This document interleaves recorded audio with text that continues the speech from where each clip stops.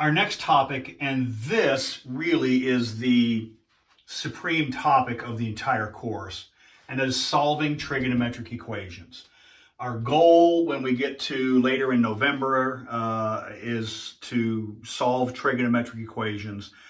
You ask any calculus instructor what they wish their students knew better coming into the calculus sequence, and almost to a person they will say, I wish they knew their trigonometry better. In particular, I wish they knew better how to solve trigonometric equations. So hopefully we can get to where you guys can solve trig equations just lickety-split.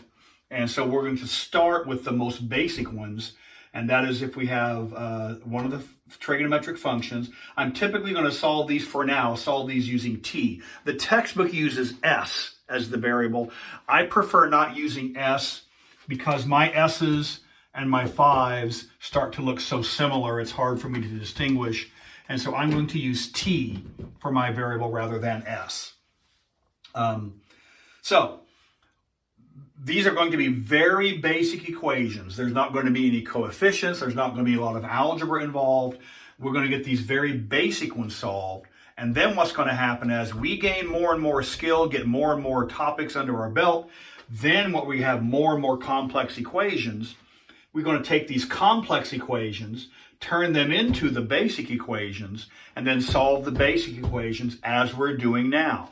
If you don't know how to do this basic structure, this is absolutely pivotal. This is one of the key foundations for very, very much of what's going to happen later in the course. It is absolutely pivotal that you understand these very well, that you can solve these very easily without any difficulty, without any questioning.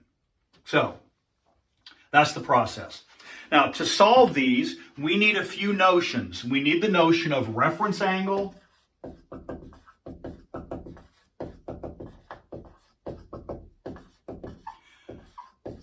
We need the notion of ASTC. And we need the notion of the basic values of the functions in quadrant 1. All right, so I'm going to do a rough sketch of these. And so this is 1, 0. This is 0, 1. Now remember,